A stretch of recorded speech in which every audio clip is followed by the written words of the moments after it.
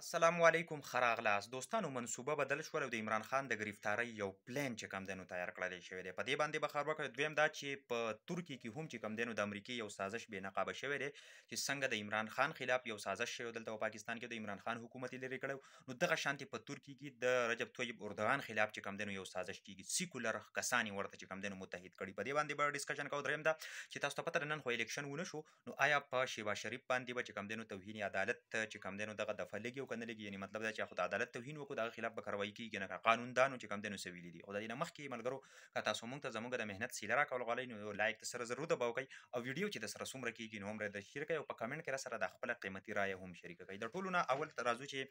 تاسو ته پته ده چې د عمران خان د گرفتارۍ حوالې سره چې عمران خان چې کوم دی نو په دې تېر شوي شپه باندې چې کوم دی نو یو بیان ورکړو په هغه بیان یې چې کوم دی نو انتهایي په غیظ او غضب کې وکړو وجه دا وه چې چونکې ډي جي ایس پي آر چې کوم دی نو د هغه خلاف خبرې هم کړې وي یعنې په هغه پسې خبرې کړې وي عمران خان په هغې کې په غوسه راغی چې یاره جي زه د دې جواب تاته درکوم که ته چېرې په ما باندې د غدارۍ الزام لګوې چې یاره ته غدار یې ته ملک له نقصان ورکړو تاوان ورکړې او د ملک د نقصان پسې دې راغستې ده نو ته لا پیدا نه وي چې ما به څه کوله ما چې کوم دی نو د ملک نوم به روښانه کوو نو دا یې چې کوم دی نو ایس پي آر ته یو جواب ورکړی دی بیا یې پکې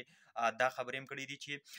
بلکې تاسو رایوځای شوي او پي ډي ایم چې کوم دی نو دا هم رایوځای کړی او را جوړ کړی هم دی او په موږ مسلط کړی دی چې دا داسې دی چې قوم یې هم نه مني هېڅوک یې هم نه مني او داسې یو سازش چې کوم دی نو زموږ خلاف تاسو همیشه چې کوم دی نو کړی دی نو دا خبرې کړي دي چې په دې باندې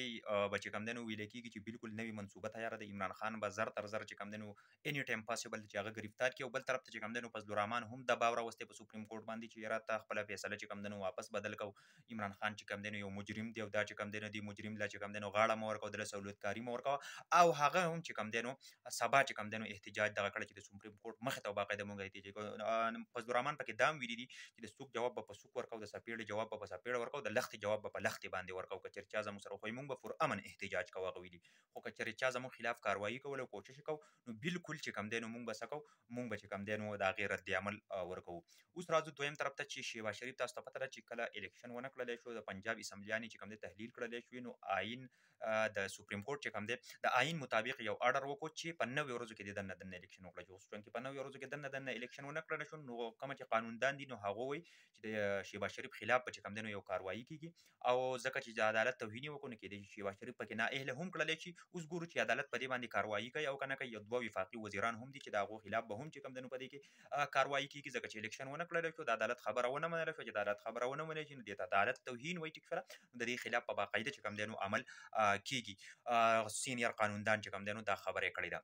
اوس راځو د ترکیې مسلې ته چې تاسو ته پته ده رجب طیب اردوغان چې کوم دی نو هغه همیشه اسلامیک مایند سړی دی او اسلام پسند سړی دی تاسو ته پته ده چې د هغه خلاف هم یو سازش څنګه چې د عمران خان خلاف یو پی ډي ایم را جوړ کړو ریجیم چینج اپریشن یې وکړو عمران خان چې کوم دی نو هټاو کړو دغه شان رجب طیب اردوغان خلاف هم چې کوم دی نو هلته کې سیکولر پارټیانې رایوځای کړي دي او رجب طیب اردوغان له شکست ورکوي او هغه هټاوي نن چې کوم دی نو په ترکیې کې چې کوم دی نو باقاعده الیکشن کېږي او تاسو ته پته ده یو غټ سازش شروع دی د رجب طیب اردوغان او دا ټول عالمي دنیا کې چې کوم دی نو شروع دی کم ځای کې چې اسلام سپورټ کیږي په کم ځای کې چې د اسلام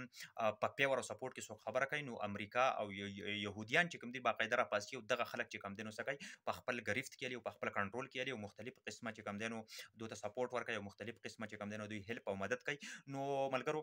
دغه نننی اپډیټس کم خوښ شوي نو ویډیو د سره ضرور مخې ته شیر کړئ په اخر کې خپل ورور شریف بل اجازه ورکړئ د الله